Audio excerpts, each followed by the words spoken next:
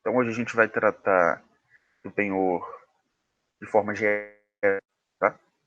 O penhor, como visto na aula passada, ele se trata de um direito real de garantia, assim como é o caso da hipoteca e da anticrese. E o penhor ele tem previsão legal a partir do artigo 531 do Código. Então, se estiverem com o código próximo, podem abrir 1431. Tá? Logo nesse artigo 1431, vocês vão visualizar a ideia do conceito, ou sobre o que recai o penhor. Ele é, como eu já disse, um direito real que vai garantir o adimplemento de um débito, mas por meio da entrega de objeto específico. Então, no penhor, vai existir a entrega desse objeto.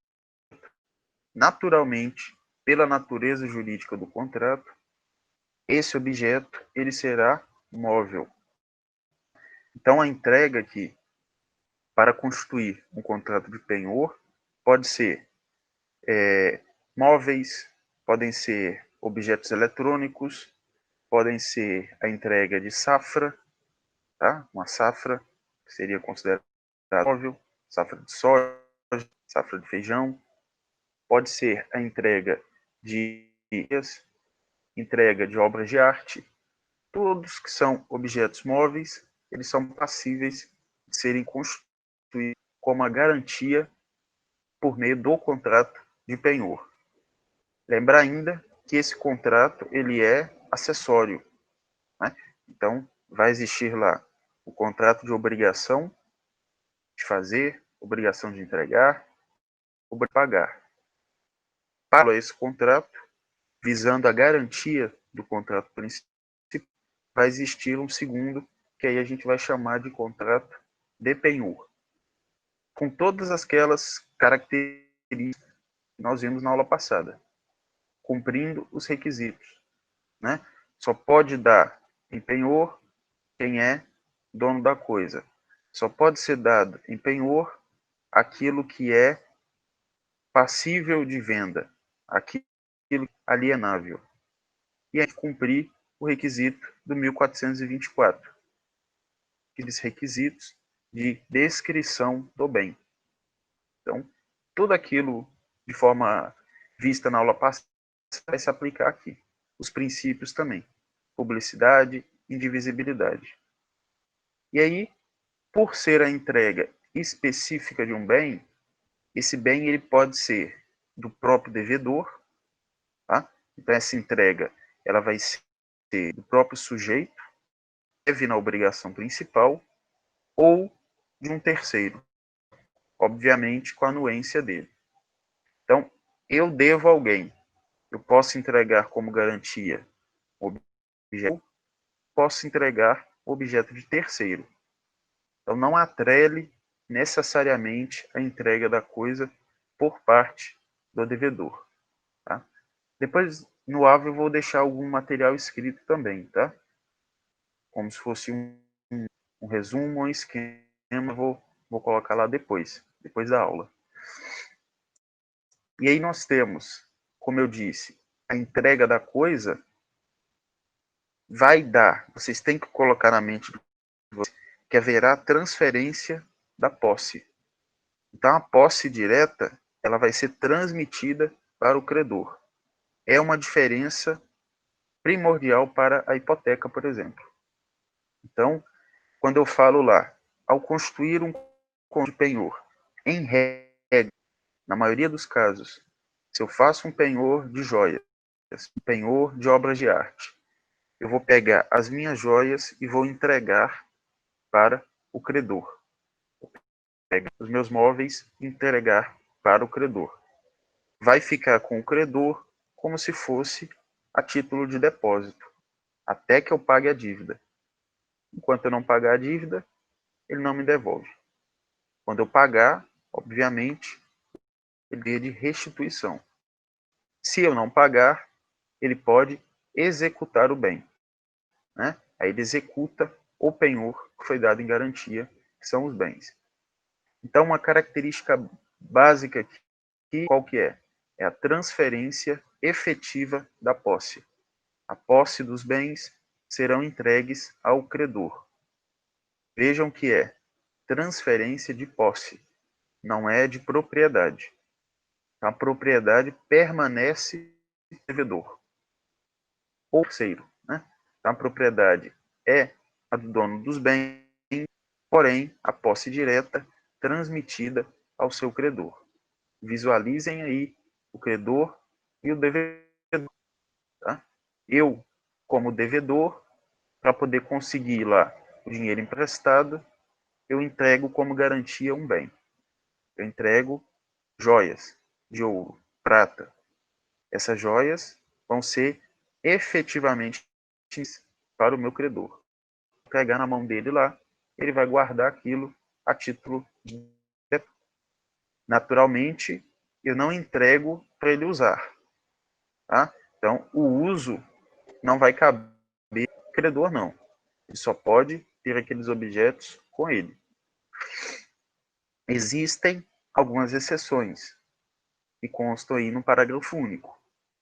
No caso do penhor rural, penhor industrial, mercantil, veículos, a posse transmitida.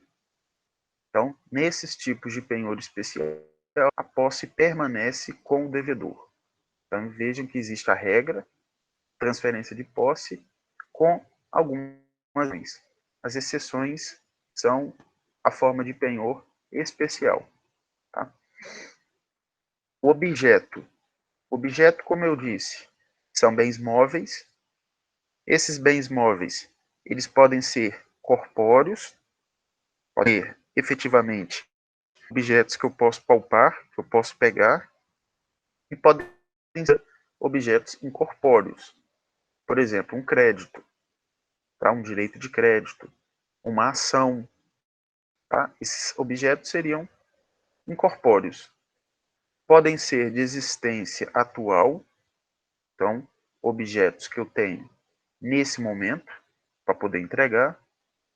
Te entrego 2 computadores. Então, objetos atuais, teria no momento. Ou podem ser objetos de entrega futura, objetos pendentes de existência.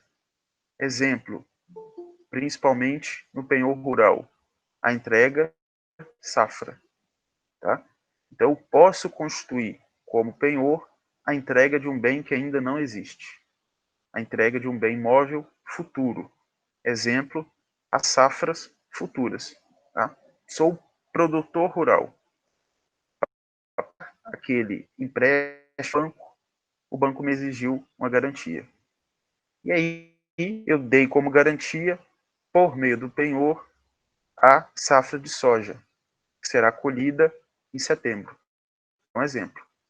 Ainda não tem a safra para entregar. Mas, quando ela vier a existir, ela vai o quê? Cumprir com a obrigação. Se ela não vier a existir, aí ele pode me exigir a substituição, tá? Porque é algo futuro. E ele não é obrigado a me prestar se eu não der como garantia. Então, os objetos pendentes de existência futura, eles também podem ser constituídos. Lembrem da safra futura, principalmente para os tipos de penhor, quando a gente falou aí de penhor rural. E aí vejam, falamos anteriormente, no penhor rural não há transferência da posse.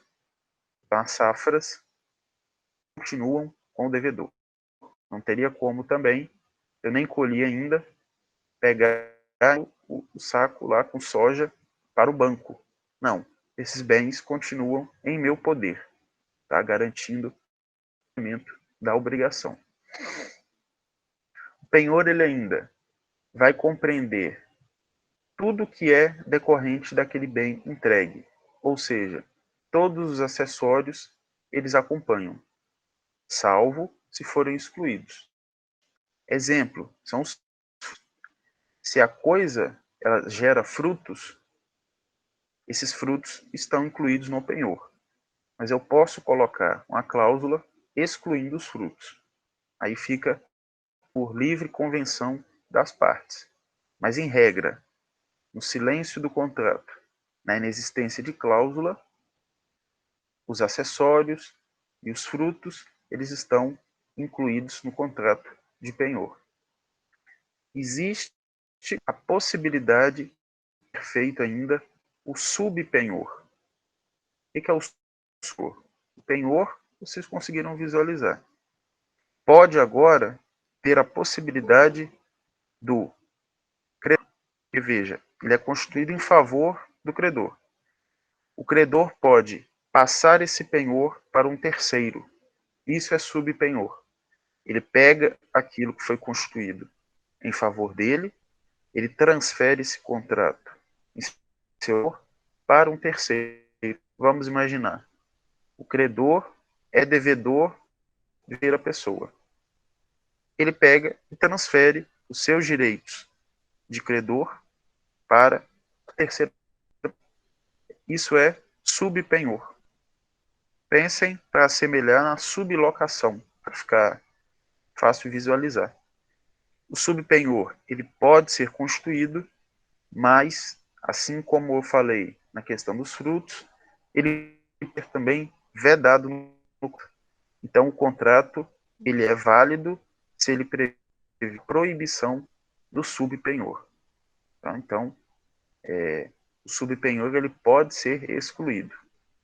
Às vezes, alguma questão, coloca lá para vocês, e o subpenhor foi uma cláusula inserida pelo credor, e de forma unilateral ele é nulo, ele é anulável. Não. A proibição de subpenhor ela pode acontecer, principalmente porque é uma garantia do devedor. Tá? Eu me comprometi com a entrega direto para o meu credor. Eu não quero me comprometer com um terceiro. Se eu deixar, se eu possibilitar o subpenhor, pode ser que eu ainda assuma obrigação com um terceiro.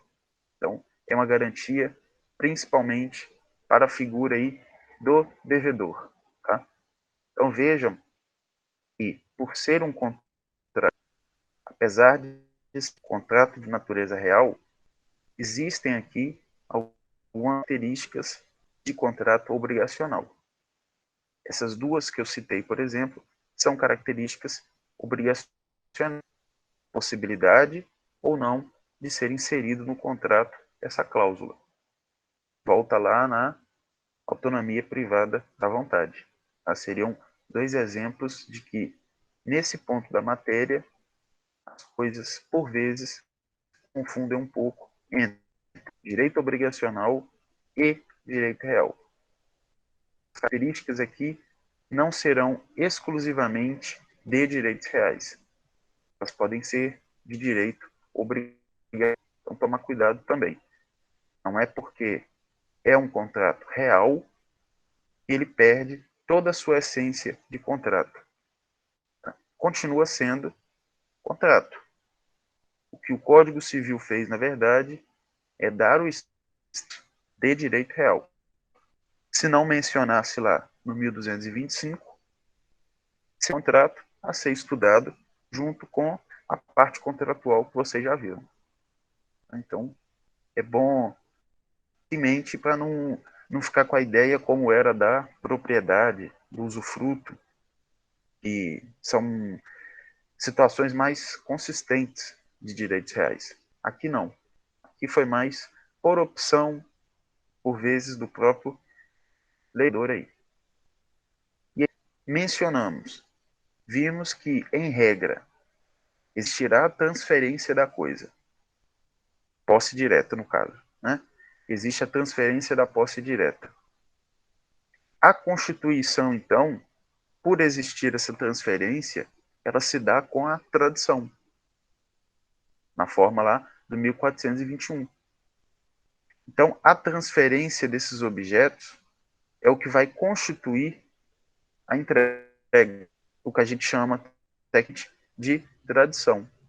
Então, a constituição do se dá não com a assinatura do contrato, não com a elaboração do contrato de penhor, e sim com a tradição da coisa, com a entrega do objeto. Lembrando que a entrega ela pode ser real, né? Eu efetivamente entreguei lá aquelas joias, pode ser uma entrega simbólica, pode ser uma entrega representativa, ou uma entrega ficta.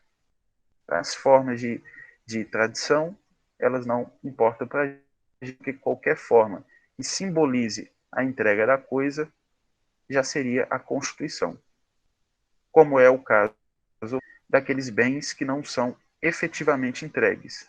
Ali a gente tem uma exceção de não entrega, mas ainda assim o contrato foi constituído. Não há entrega real, mas há aquele dever e aquela obrigação. Se não pagar, vai ter o quê? A execução do bem.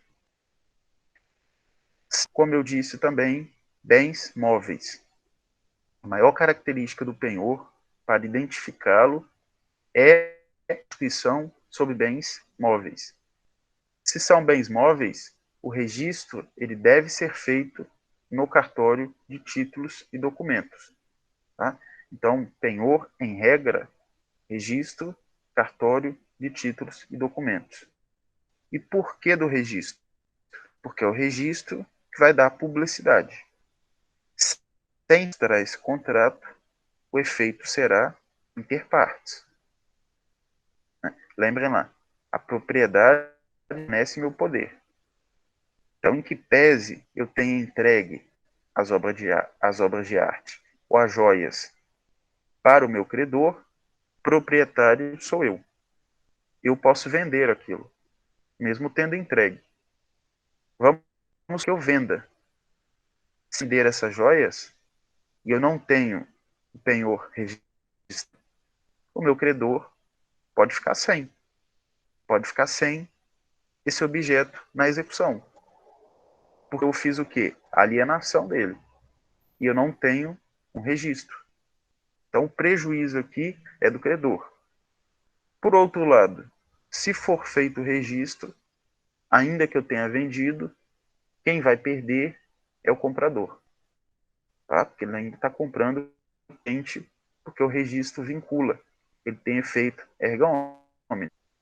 E aí, se ele comprou as joias que estão em contrato de penhor, ele pode perder esse. Tá? Claro que vai me gerar o direito de restituição do valor que ele pagou para comprar. Mas aí veja, tem uma preferência o credor, tem uma preferência na execução o credor, foi aquela obrigação que eu assumi. Tá? Então o registro aqui ele é extremamente importante. Existe penhor sem registro? Existe. A lei fala em registro. O Código Civil fala na obrigatoriedade. Porém, se não for feito o registro, continua sendo penhor, mas efeito interpartes. Aí fica igual é um contrato. Aí fica igual é uma obrigação. Fica igual a obrigação principal, só cobrada do devedor. Se assemelha ao direito dos contratos. Aí fica igual ao contrato. Tá? A grande característica para elevar isso aqui a direito real é justamente o erga omnes. E aí se dá com o registro.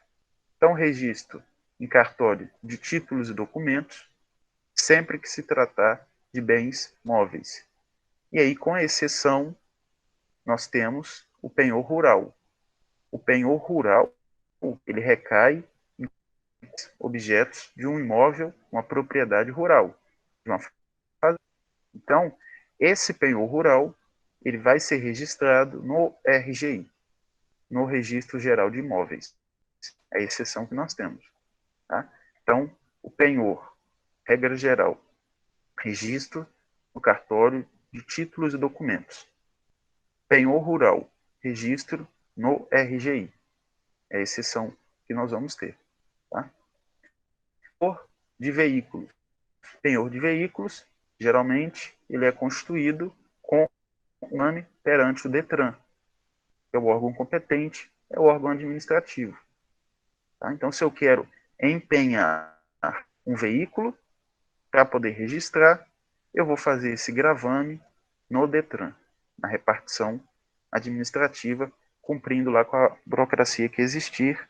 Aí depende do estado, porque essas regras seriam até estaduais, essa administração do. Tá? Então, lembrem que existe sempre a regra geral e essas exceções que nós estamos tratando aqui por hora. A principal exceção que diferencia quanto aos penhores é o penhor rural, dada a natureza a característica desse contrato. Tá? E aí, como eu disse, uma vez que houve o registro, uma vez que ele foi feito, seja no cartório dos documentos, cartório de registro geral de imóveis, gera eficácia erga omnes. Mas a ausência do registro não gera nulidade. Mantém-se o contrato. Ele é tido ainda como um contrato solene ou um contrato formal. Por que ele é um contrato solene? Porque a lei exige que ele seja constituído com aquela especificação que nós vimos na aula passada, que é o requisito formal. Ele não tem forma, né? E aí, por ser um contrato que não comporta forma livre, ele vai comportar a situação de um objeto. Ele vai comportar uma situação de que ele tem que ser feito de forma específica, detalhando aquele objeto. Aquele objeto ele vai precisar ser detalhado. E aí ele pode ser feito por instrumento público ou instrumento privado. Tá? Então, instrumento público, e aí vocês vão ter em mente que o instrumento público é no cartório. Tá? Então, vai ser feita a escritura pública, com o tabelião.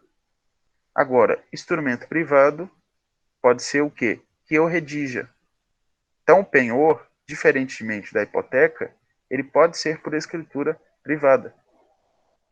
Eu e vocês, devedores, nós mesmos vamos redigir esse contrato.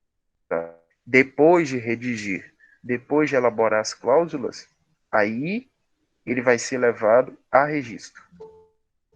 Vai ser levado a registro onde? Cartório de títulos e documentos, salvo aqueles tipos de penhor especiais. Tá? O Detran do local que o veículo pertence. Na verdade, o penhor de veículos tem que ser registrado no domicílio do devedor. Tá? Então, vai ser no domicílio do devedor. Por quê? Porque no domicílio do devedor, que é provavelmente o veículo se encontra, mas a lei fala domicílio do devedor, não da coisa. Tá? Porque uma característica também do penhor de veículos é a não entrega da coisa. Então, eu dou como garantia o meu veículo, mas quem continua dirigindo ele sou eu. Eu não pego o meu carro. Se eu pegar, se eu não pagar. Tá? Então, o registro é em regra do devedor. Tá? Seja para o cartório, ou seja para a própria figura do Detran. Então, ele é, como eu disse, um contrato solene. E aí lembrar, solene porque ele deve cumprir formalidades específicas. E essas formalidades, dentre elas, não esqueçam da especificação devida. Então, por esse exemplo aí que foi perguntado, se é um veículo, vai ter escrito o estado do veículo, a cor do veículo, modelo, ano, ano de fabricação, etc, etc. Tá? O mais específico possível. Tá? Além de mais específico, tem que constar as situações legais, de quem que é a propriedade do bem, onde que está registrado, tudo isso tem que ser mencionado. Valor do bem, né? Valor aproximado do bem, valor da dívida, se há atualização de juro, se não há. Então, para facilitar, lembrem que é um contrato completo.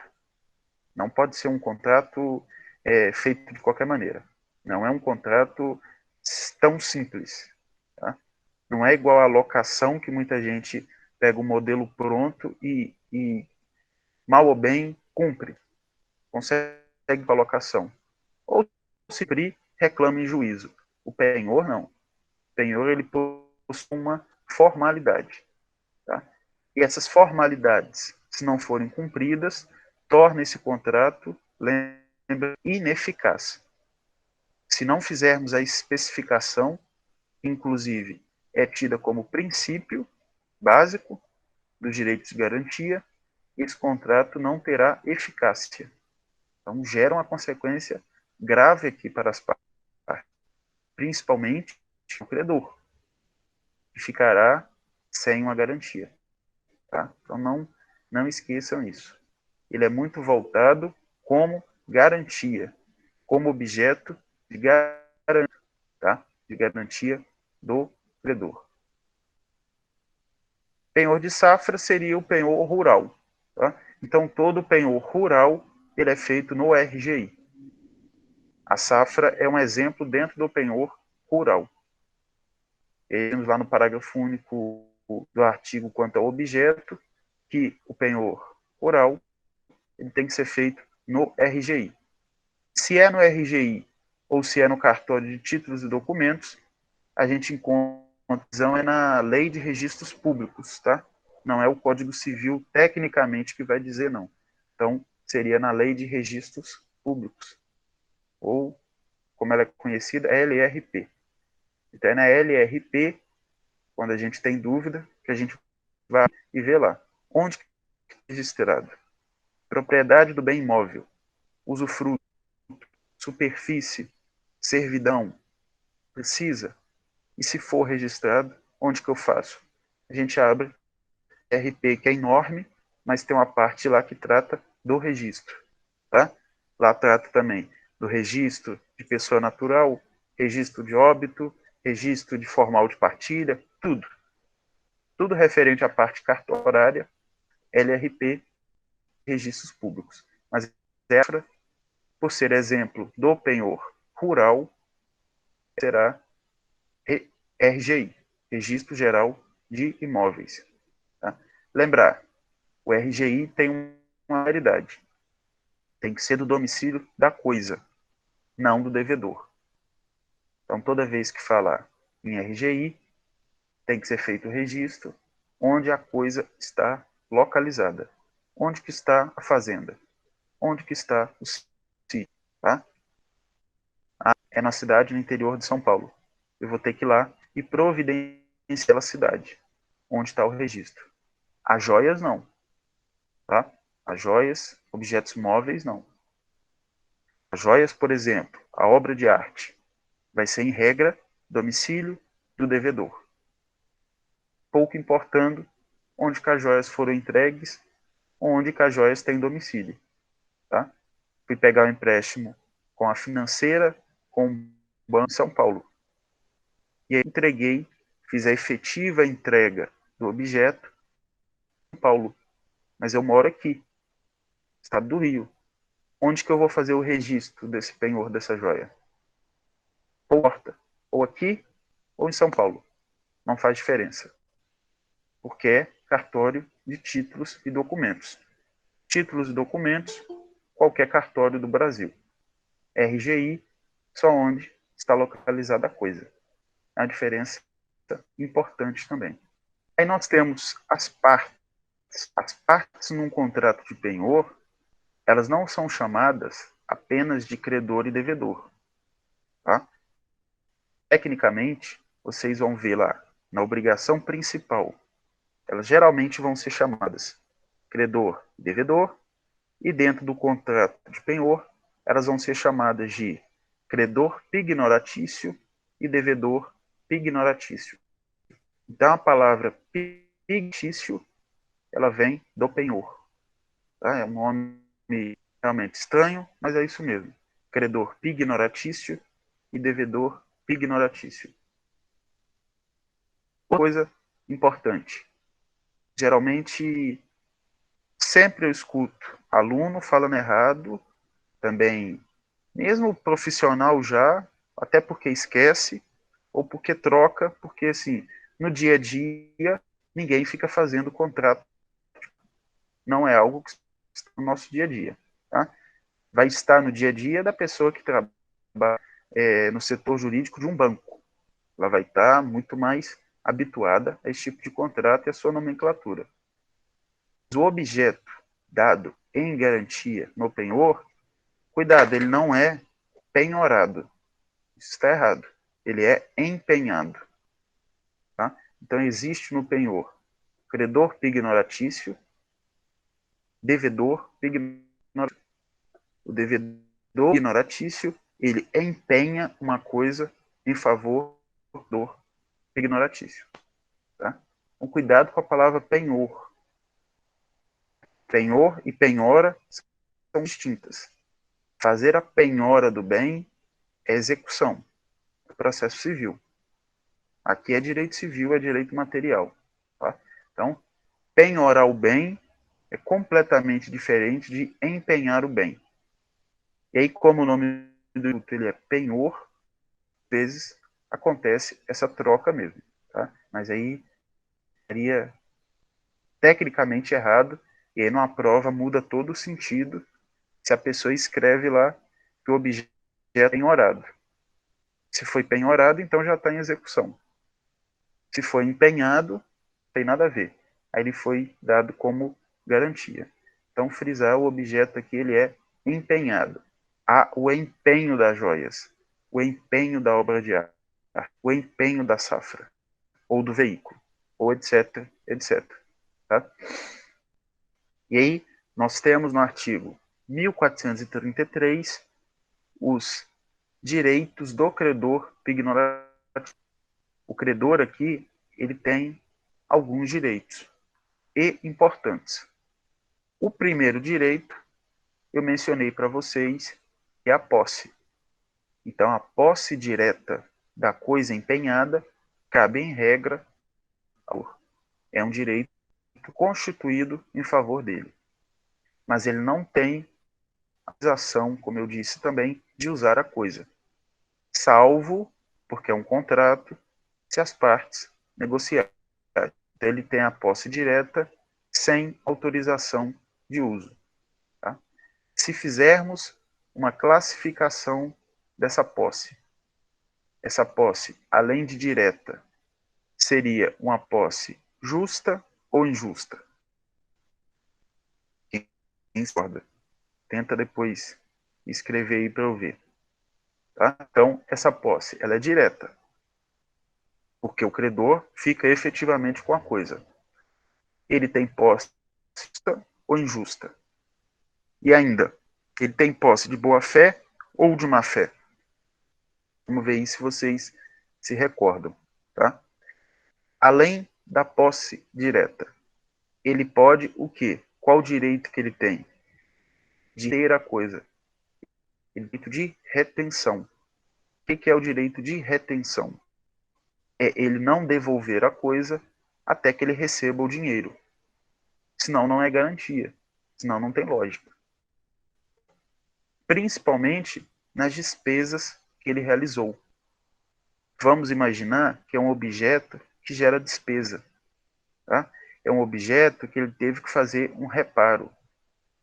Então, ele só devolve a coisa quando ele for ressarcido dessas despesas. Isso é retenção. Se assemelha com as benfeitorias. Né? As benfeitorias existem dependendo da classificação do seu direito de retenção. Tá? Ele tem direito ainda ao ressarcimento do prejuízo que sofrer, caso ele não conheça do vício, caso ele não saiba que a coisa tem um vício. Um exemplo aqui para facilitar. Empenho de animais. Tá? Empenho de gado, por exemplo, principalmente no rural e agrícola. O empenho do gado, vamos imaginar que há um gado doente. E esse gado doente, ele transmite essa doença para todos os outros gados. o sujeito que me entregou esse objeto com um vício, que é o animal viciado e doente, e prejudicou todo o meu rebanho, qual que é o dever dele? Ainda pagar com esse prejuízo. Então, o direito do credor é ter o ressarcimento do prejuízo. Ele sofrer em razão da coisa, existe um vício e ele lia. Se ele sabia, ele assumiu o risco. Se ele sabia que aquele gado estava doente e ainda assim ele colocou lá dentro do pasto dele, praticamente assumiu o risco. Se ele não sabia, aí ele tem direito à ação. Tá? Esse documento, esse contrato de penhor, considera-se ainda como um título, assemelha-se, na verdade, a um título executivo extrajudicial. E aí, por ser título executivo extrajudicial, que é aquele que tem força executiva, mas não dentro de uma ação, não emitido por um juiz, não seria judicial, quando há o vencimento da dívida e não há o pagamento, ele pode promover a sua execução. Então, não pagou, chegou ao pagamento da obrigação principal e ela não foi honrada, o credor pignoratício vai executar o bem. Aí, lembrem, ele executa o bem específico. Tá? Essa execução, ela é também chamada de excursão. Então, será feita a excursão do bem empenhado, ou o bem empenhado será escutido. Tá? O bem é sinônimo de executar o bem para o direito real aqui de garantia. E nós vimos na aula passada também a proibição do pacto comissório. O que é aquilo? É proibido que o credor fique com o bem. Né? Então, eu entreguei as joias lá, não paguei a dívida. E aí, o credor, por não pagar a dívida, ele fala, agora as joias são minhas. Ele pode fazer isso. A obrigação dele é levar as joias à venda. Tá? É fazer a execução. É fazer a alienação da coisa. E aí, fazendo a alienação da coisa, que ele tem o valor do crédito dele. Pode existir, lembrem lá, de haver a possibilidade de ficar com o bem, no caso de acordo depois de vencida a dívida. Né? Venceu a dívida, eu, como eu ofereço a coisa. Eu falo, não, credor, não precisa vender. Eu estou te devendo, pode, mas na prática, né, ninguém faz isso. O devedor não facilita para o credor também não. Então vai ter que fazer a execução. Outra observação, esse contrato ele pode prever que essa venda seja feita de amigável, tá? Até pelos meios de conciliação, mediação, alternativos de resolução de conflito.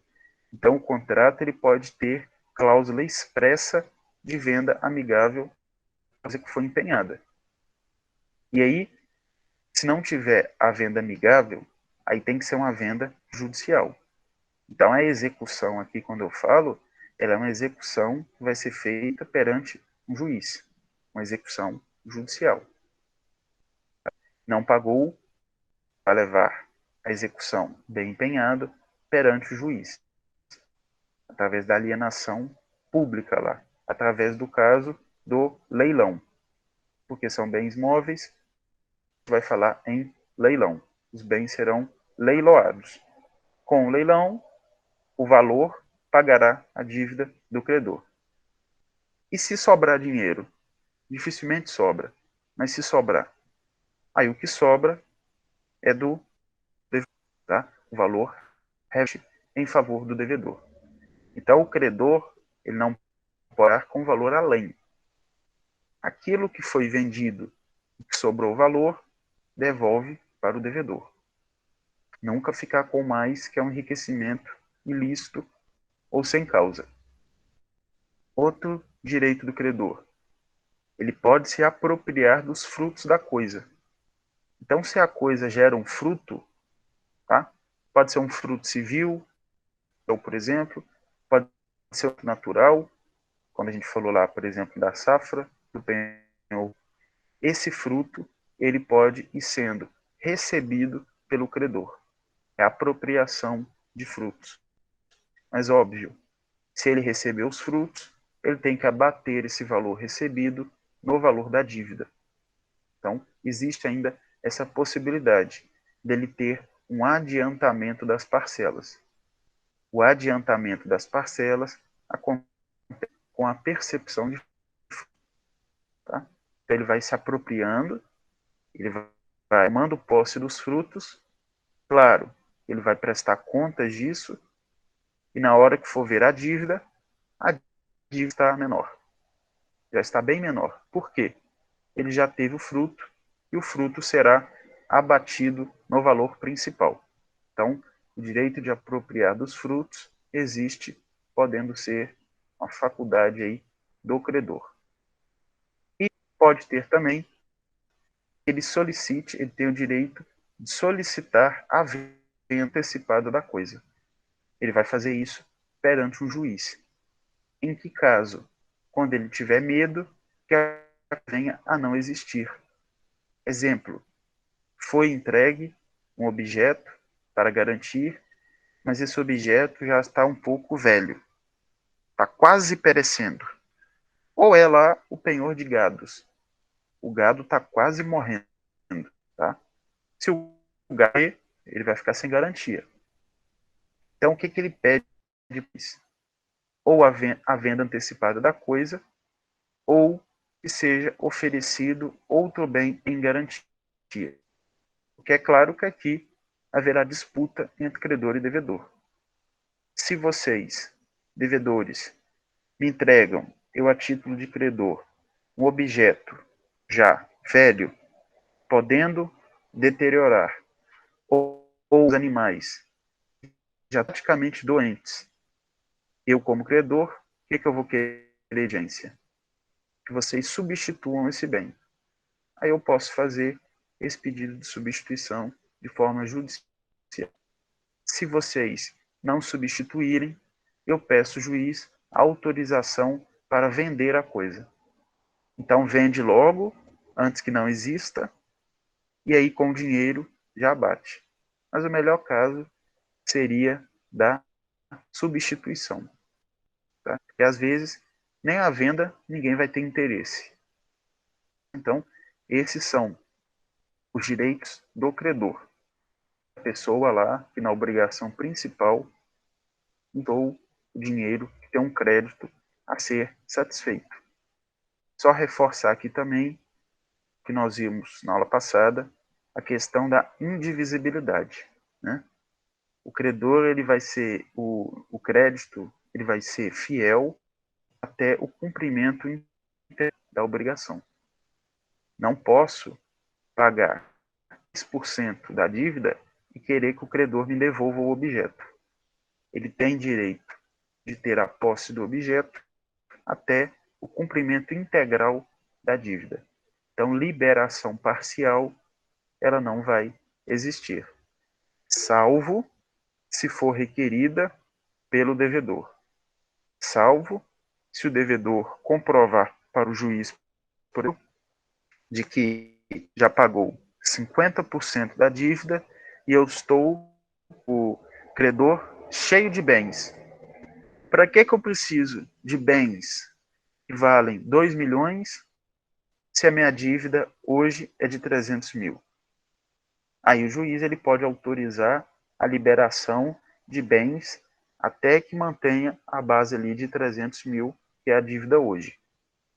Isso é uma liberação não parcial, mas ação solicitada pelo devedor, cumprindo até aquele benefício que sempre o devedor tem numa execução, que é o benefício de ter a menor onerosidade possível na execução. Tá? Então, ele poderia, o juiz, fazer esse fracionamento do penhor, tá?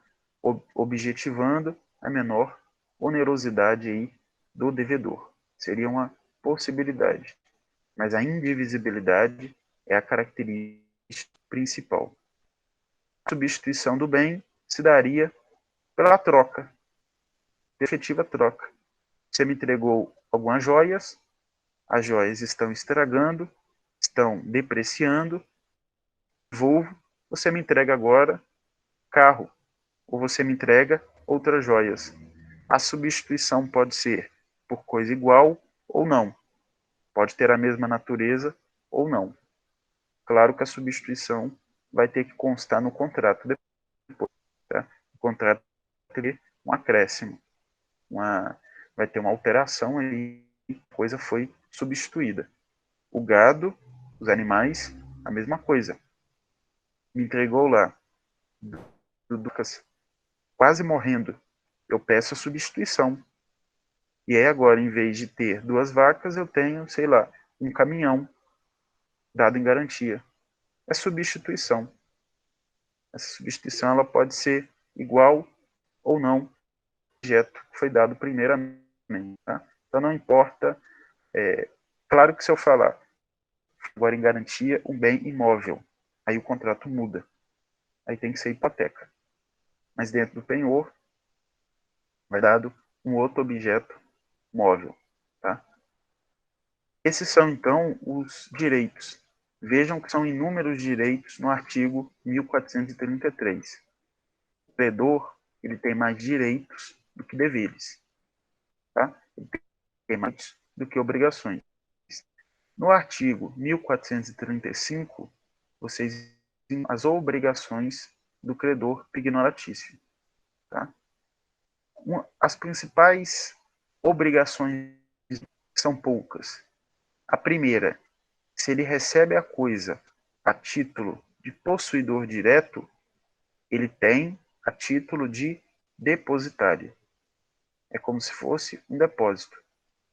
Se é como se fosse um depósito, o credor tem o dever de cuidar da coisa. Além de cuidar, ele deve manter. Além de manter, ele deve defender a coisa que ele está obrigado. Então, se alguém tenta dar a coisa dada em garantia, o credor, por ter posse direta, ele pode, por exemplo, fazer uma reintegração de posse. Não só pode, como ele tem o dever de defender a coisa. Tá? E se houver dano na coisa, danificar o objeto que foi dado em garantia, ele tem responsabilidade civil, que ela é subjetiva mediante culpa. Então, se ele deteriorar a coisa, se a coisa perecer, se o objeto estragar, se o objeto danificar por culpa do credor, ele tem o dever de reparar o dano através da responsabilidade civil. Né? E aí, claro, pode ser que exista um abato, né? Então, eu devedor, devia 30 mil reais, você, credor, me causou um prejuízo de 10. Abatendo, eu te devo agora 20 mil, não 30. Claro que pode gerar inúmeras discussões. Por isso, volto a dizer, por isso a importância da especificação no contrato. Porque naquela especificação vai constar o estado das coisas entregues, para evitar maiores conflitos. Vai constar se a coisa é velha, se a coisa é nova, se a coisa está estragada já. Não passa-se algum tempo ali, vamos imaginar alguns anos, quando eu devolvo o devedor me surpreende. Não, eu não quero esse objeto. Eu te entreguei um objeto perfeito, em perfeito estado, e você está me devolvendo isso. E aí, vamos olhar o contrato, então, o que previa quanto ao estado da coisa. Não pode gerar aqui, pois, na hora de devolver o objeto, ações, discussões que não são mais dos direitos reais. Isso pode existir. E aí vai haver inúmeras discussões e brigas judiciais aqui. Não mais para receber o crédito. Vamos imaginar que já foi pago. Agora é quanto ao estado da coisa, é quanto ao objeto da coisa. Ou ainda, com aquela pergunta que eu fiz o pagamento da dívida, e aí o credor não quer devolver. Ele não quer devolver. Ele tem posse o quê? Ele tem posse direta. Ele tem posse justa ou injusta? Ele tem uma posse injusta. E ela é injusta por qual vício? Violência, clandestinidade ou precariedade? O credor pignoratício, ele tem uma posse que ela é precária. Por que precária? Porque ele tem o dever de restituir. Ele tem o dever de devolução da coisa. Claro, somente quando ele for pago. Tá? Se ele for pago e não devolver, ele tem posse precária. Tá? A posse dele já é precária. Durante o contrato, posse de boa-fé. Pós-contrato e não quer devolver, posse de má-fé, porque ele sabe do vício que acomete, que é o vício da precariedade.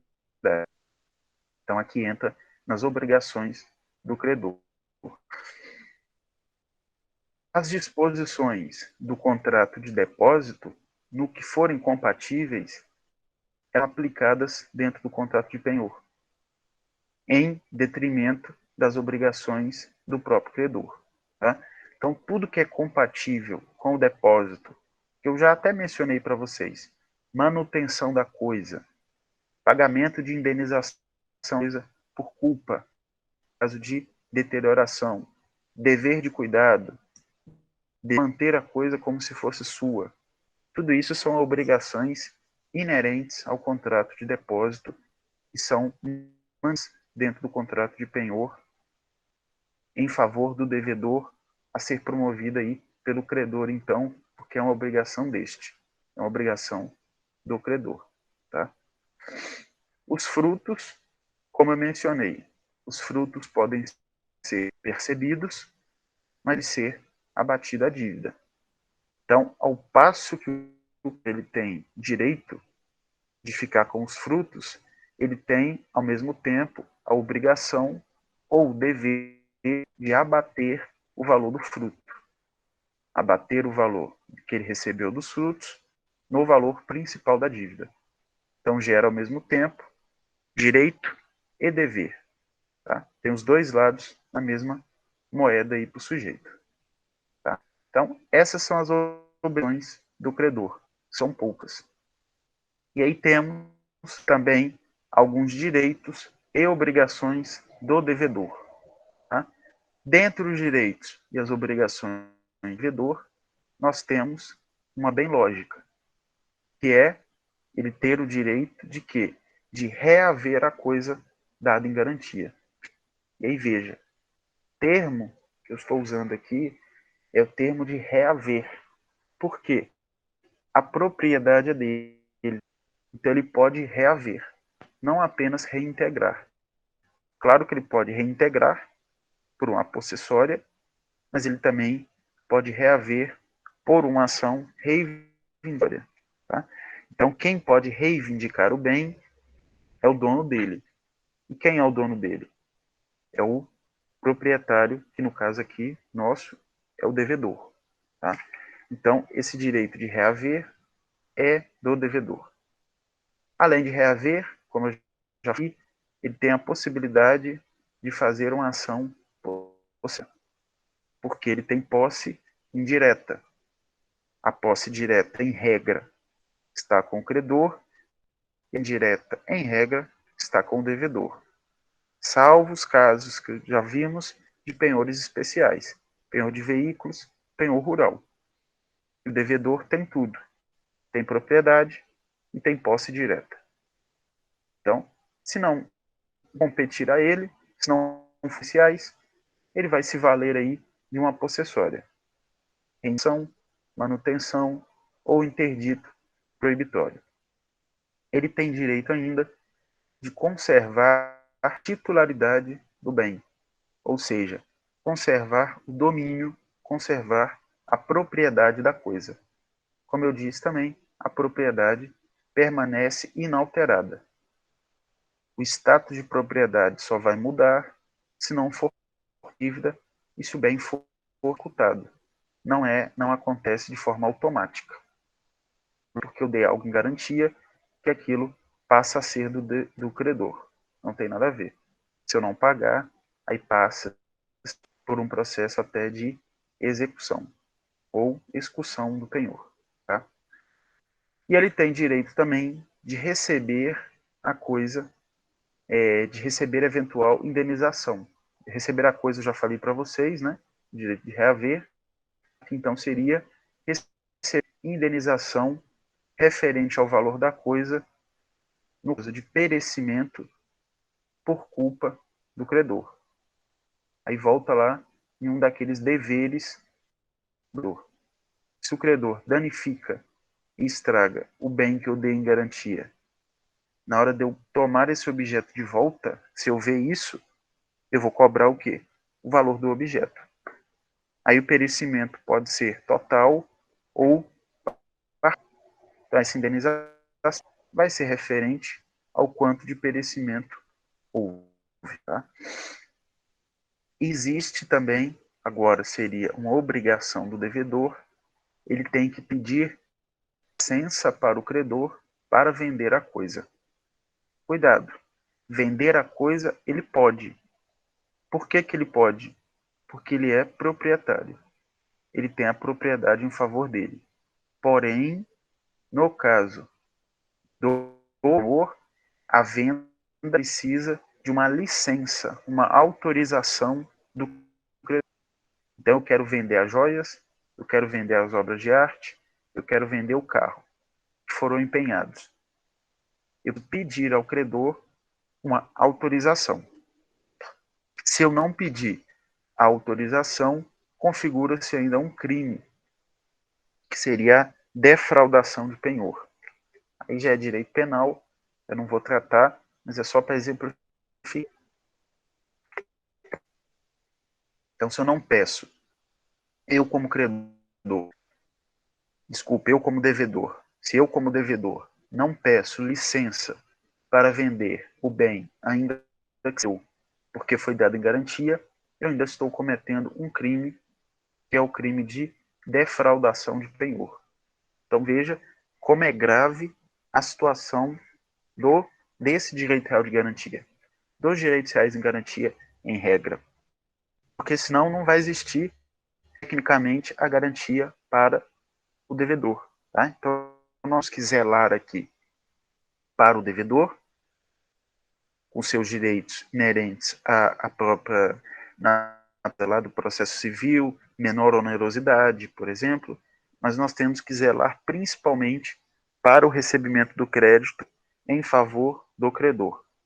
Claro que depende do polo que vocês estão, mas é uma obrigação zelar por ambos os lados aí. Então, essas são as obrigações e os deveres que o devedor ele vai ter. O Código Civil, como eu disse, ele tratou lá no 1433 direitos, 1435 das obrigações. Ele não especificou os direitos e deveres do devedor. Eu coloquei aqui para vocês, para ficar uma linha lógica, para entender que ambos os lados têm direitos e deveres. O Código Civil ele não traz de forma separada. E por último, nós temos lá no 1436 a extinção do penhor. Quando que o penhor ele vai se extinguir? Nós já vimos então o conceito, o que é o penhor, como constitui o penhor, os direitos e os deveres, e vimos por alto aí as espécies especiais, veículo, rural, etc. E tem a extinção. Quando que o penhor ele vai extinguir? Aí no 1436 nós temos quando houver a extinção da obrigação principal. Por quê? Porque ele é um contrato acessório. Então, se não existe mais a obrigação em razão de já cumprimento, em razão de prescrição, por exemplo, não existe o penhor. Segunda hipótese, com o perecimento da coisa, ou seja, o objeto não existe mais. Se o objeto não existe, não tem garantia. Tá? Então, vai inexistir a garantia. Então, extinguiu o penhor. Terceiro, se houver a renúncia do credor, qual que é a característica da renúncia no direito civil? Ela ser feita de forma expressa. Então, o credor comparece em cartório, comparece lá no cartório, por exemplo, de títulos e documentos, e ele renuncia ao seu direito. É uma hipótese de não quero mais esse penhor em meu favor, qualquer que seja a razão. Tá? Outra hipótese seria a confusão de, na mesma pessoa, a gente visualizar o credor e o dono da coisa. Como? Vamos imaginar que esse objeto foi vendido para o próprio credor. Não tem como o próprio credor ele ser proprietário da coisa e credor da coisa. Então haverá confusão entre o credor e proprietário, que seria a mesma. Então essa confusão ela geraria, se houver, tá? Não vai existir sempre não. Se existir, se porventura houver, ela vai gerar a extinção do penhor também dessa garantia dada. A outra hipótese aí, dando-se em garantia, dando-se a adjudicação judicial, a remissão ou a venda da coisa empenhada feita pelo credor ou por ele autorizada. Então, se houver a adjudicação judicial, ou seja, se houver a alienação judicial ou a remissão, que é o perdão da dívida, daqui a pouco eu volto aqui, a adjudicação ou a remissão da coisa, que seria o perdão da dívida, também geraria o quê? A extinção da obrigação. Então, gera a extinção, esse perdão da dívida, é como se o devedor anuísse. Tá? A confusão, que eu falei antes, é como o próprio nome indica, é confusão na mesma pessoa. A pessoa se confunde com credor e proprietário. Tá? Credor e proprietário ganham o mesmo status na relação jurídica. Eu sou credor das joias e, por uma razão ou outra, eu comprei as joias de vocês, devedores. Não posso ser ao mesmo tempo credor e dono. Tem lógica. Como vou cobrar um crédito de algo que é meu? Tá? Haveria confusão. A confusão é a hipótese de extinção, quando se confunde na mesma pessoa a qualidade de credor e de proprietário do objeto. Tá? Se houver, não é que vai haver sempre não. Tá? Então, essas são as hipóteses de extinção, as hipóteses que o credor vai ter que parar, vai ter que não poder mais cobrar ou não poder mais exigir. A renúncia ela é feita de forma expressa. O credor ele renuncia ao seu direito. É igual a renúncia da herança. O herdeiro renunciou. Por quê? Porque ele não quer. Por alguma razão ou outra que o credor não quer. Seria, podemos visualizar assim. A renúncia é a hipótese de extinção, porque ela é uma declaração de vontade expressa, tenho mais interesse. Tá? Quando eu falo que eu renuncio a algo, é porque eu não quero. Essa renúncia ela tem que ser feita por escrito, porque ela tem que ser expressa. E aí ela vai ser feita por escrito e registrada no cartório. Para dar o quê? Baixa no penhor. Para dar a extinção do penhor. Se houver registro, claro. Né? Então, as joias, ele não quer mais. O credor, ele não, ele renuncia. Ele vai no cartório de títulos e documentos e informa. Quero que conste que a partir de hoje eu renuncio ao meu direito de ser credor pignoratício. Ele não está renunciando à obrigação. Tá?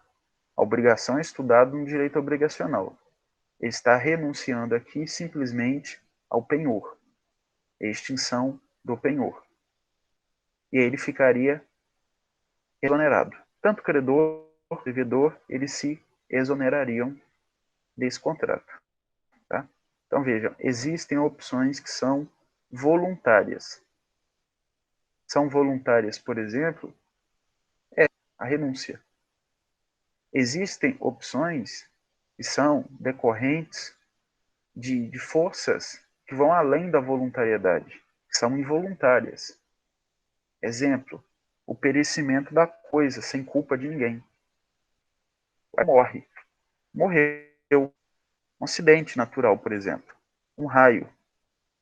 Lá choveu muito, muito relâmpago, etc. Matou o animal com um raio.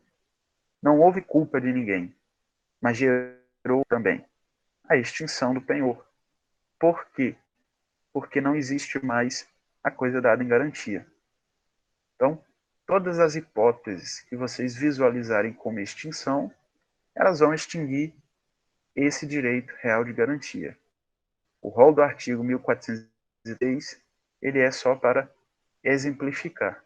Mas as hipóteses que vocês encontrarem, elas podem ser visualizadas também. Tá? E aí, vejam, só para finalizar, o 1437, que vai dizer: produz efeitos a extinção do penhor, depois de averbado o cancelamento do registro, à vista da respectiva prova. O que eu tratei com você é a necessidade de se registrar a extinção. Se a constituição do penhor, o nascimento dele, é feito por registro, a morte dele também tem que ser. É igual a pessoa nasce e tem certidão de nascimento, morre, tem certidão de óbito. O penhor é a mesma coisa. Se ele nasce, ele é registrado. Se ele não mais existe, se ele morre, ele vai ser registrado com a prova, que é o que diz aí a lei da respectiva prova. Então, ele vai provar. No caso da renúncia, ele vai provar a declaração. Uma escritura pública de declaração seria um exemplo. Tá? O perecimento vai juntar de que a coisa não existe mais. Então, esses seriam as hipóteses que vão gerar essa extinção do penhor. Tá? Vejam se essa parte que a gente viu aí vocês têm alguma dúvida. Quem perguntou, eu respondi a situação ainda. Pode. A coisa, nesse exemplo, pode dar como garantia. Mas para poder dar como garantia, o sujeito ele tem que pedir. Tá? O credor ele tem que solicitar. Se ele ficar quieto, vai extinguir. O problema é esse. Porque é um dato. Se ele nada, ninguém vai em defesa dele. Se ele nada falar, o judiciário vai bater na porta dele, não. Ele tem que ir atrás. Tá? Se um raio cair no animal, ele pode exigir. Ele pode pedir a substituição de coisa. Ele pode pedir que outra coisa seja dada em garantia. Se ele não pedir, se ele ficar quieto, aí vai haver extinção. Tá?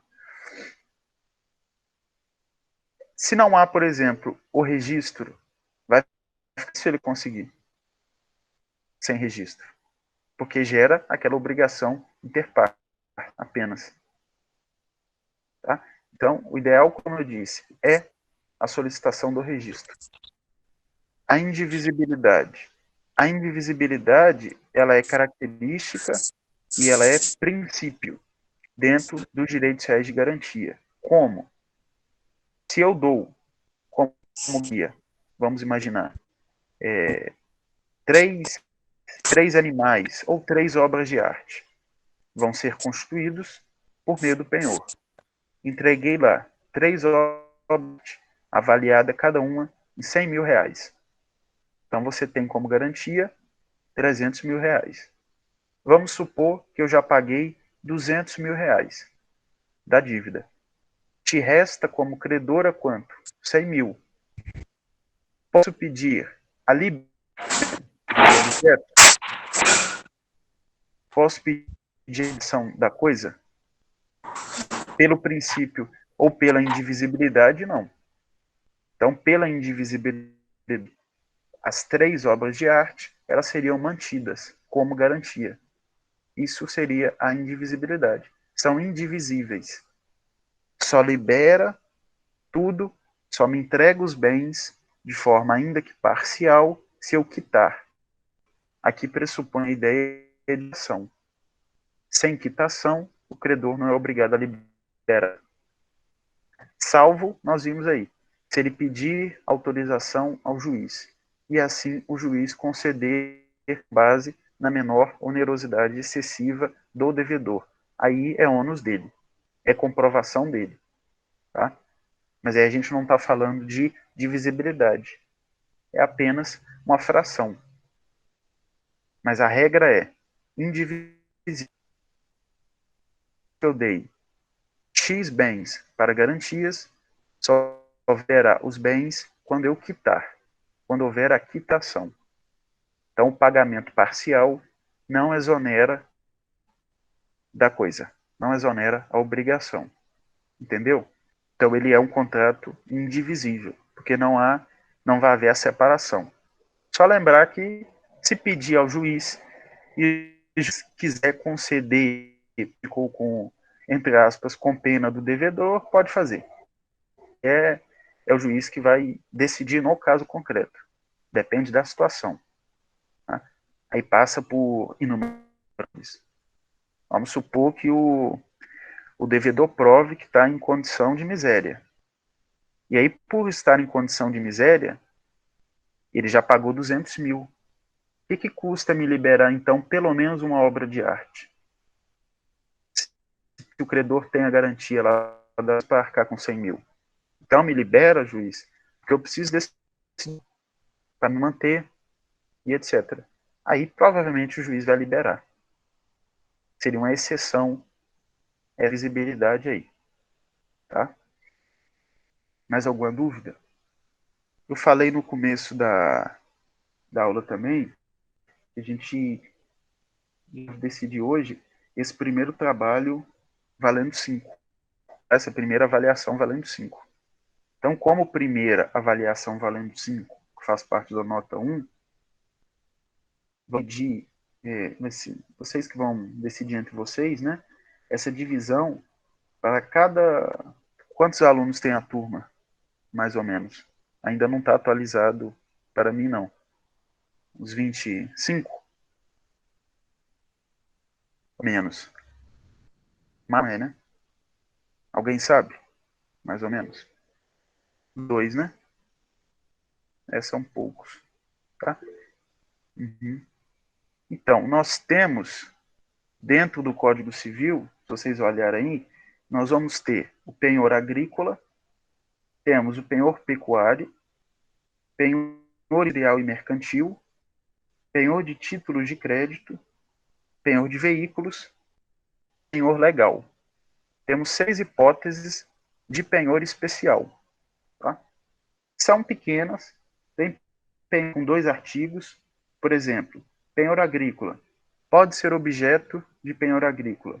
Máquinas, colheitas pendentes, frutos, lenha, animais. Tá? Então, vocês vão fazer uma divisão aí, são 22 alunos. Penhor rural. Penhor rural, sim.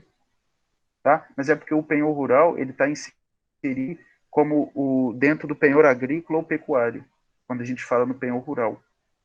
Tá? O penhor rural ele é chamado de penhor agrícola ou penhor pecuário. Esse seria o penhor rural, que eu acabei falando dividido aqui. Tá? Então, vocês podem, se quiser então vamos dividir com penhor rural para ficar 5. Tá? Ou fica 5 ou fica 6. É bem pequeno. O penhor agrícola são 2 artigos. E o penhor pecuário são artigos. Tá? Mas se quiser dividir entre vocês, pode também. Aí, vejam entre vocês o tema, cada um vai ficar aí. 3 alunos, no máximo aí 4 alunos, para poder discutir essas modalidades de penhor. E aí, vejam por vezes aí por afinidade. Quem gosta um pouco mais de ver por exemplo, de indústria, ou, por exemplo, a de direito empresarial, vai tratar de títulos de crédito. Tá? Então, vamos repetir aí. Temos o penhor agrícola, né? penhor agrícola, penhor pecuário. Se quiser, pode separar, para um pequeno grupo não ter que falar dos dois. Deixa uma parte dos alunos com penhor agrícola, uma parte com penhor pecuário, outro com penhor industrial,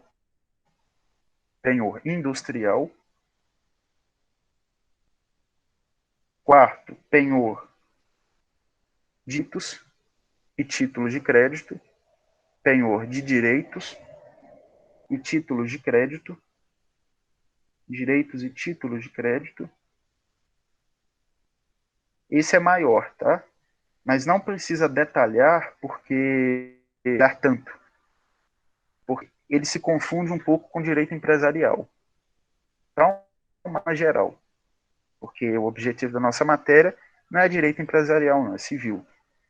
E penhor de veículos. Penhor de veículos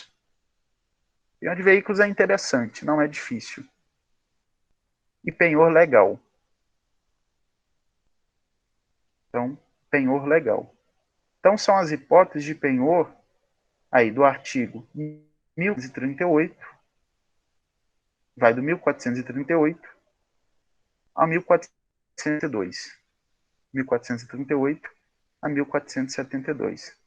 A divisão, eu não vou interferir, por conta de vocês, 3, 4 alunos no máximo. O que é interessante que tenha? Que tenha todos os temas, tá? Que tenha essa repartição dos temas aí. São 6 temas. Aí dividam, repartam os 6 entre vocês, tá? O que é importante ter no trabalho? É importante ter o objeto, tá? Então, por exemplo, penhor de veículos. Tem que explicar. Ele recai sobre o quê? Sobre veículos. E aí, ele precisa de registro? Precisa. Onde deve ser o registro? São essas explicações, tá? A ideia toda de penhor, você já tem com a aula. Os princípios todos, você já tem da aula passada. Então, seria só especificar nesses casos, especificar nesses erros, tá? Então, esses temas, eles poderiam ser feitos dessa maneira. Pode ser assim? Aí, 5 pontos.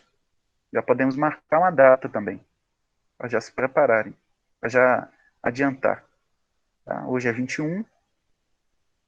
Esse primeiro a gente pode deixar para o dia... Veja aí se a gente já pode fazer no dia 4 de setembro. Não seria semana que vem. Hoje é 21, a gente teria aula semana que vem, dia 28, e aí seria no dia 4 de setembro. Eu penso ser através de resumo, ou poderia ser também a atração. Ou resumo, ou vocês falarem. Bom dia, professor. Oi, Eu posso abrir o microfone? Aqui eu digitando pode? demora. Não, pode falar. Uhum. Como é que seria, então, a gente apresentaria essa primeira parte, que seriam os resumos não, perdão, os temas, que vale 5 pontos, não é isso? Uhum. E a Sim. segunda parte seria o quê? Uma avaliação? Dos outros 5? Isso, Não, aí a gente faz um teste de objetivas, só questão objetiva. um teste de objetivos, tá? Aí tem que ser até o dia 22, né? Tudo tem que ser até o dia Setembro. 22 de setembro. Esse primeiro trabalho a gente já poderia marcar para o começo de setembro. E o outro, lá para a terceira semana, que o teste, além de ser feito rápido, a correção dele também é rápida, né? Tá, Então eu acho daria que foi para dia 18. o teste, né? Eu acho que é a última sexta-feira antes do dia 22. Pode. Aí o teste, vou até marcar aqui, o teste, Tá, então já vamos colocar o teste dia 18, tá? tá. Aí tem que ser como foi passado para vocês no horário da aula, no dia de aula. Vou deixar lá o formulário do Google Forms no AVA, vocês vão acessar, Tá tá? ok. Então, vai ser só questão objetiva. Tá, Dentro vai... nesse dia a Desse, gente entra na aula ou só não, acessa o formulário? só acesso no AVA. A presença vai ser pelo AVA e vai ser computada com a realização do teste. Tá ok. Tá? Então, dia 18, só objetiva. acabou de fazer o teste, foi a aula do dia, vai ser só isso. Eu não posso assistir a aula, porque vocês têm os 3 ou 4 tempos aí para vocês fazerem o teste. E aí, esse trabalho, a questão do penhor, a gente pode deixar para o dia 4, né? 4. Depois Tá eu ok. tenho porque depois tem uma aula dia 11, para tratar de mais alguma coisa. Tá ok.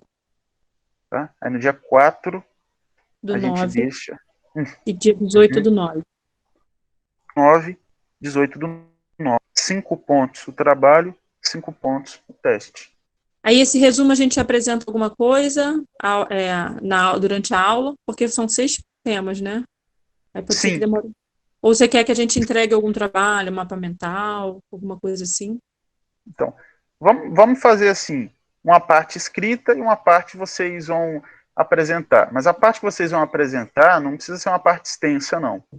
É só para pincelar alguma coisa. Só para ver o que eles entenderam. Tá ok.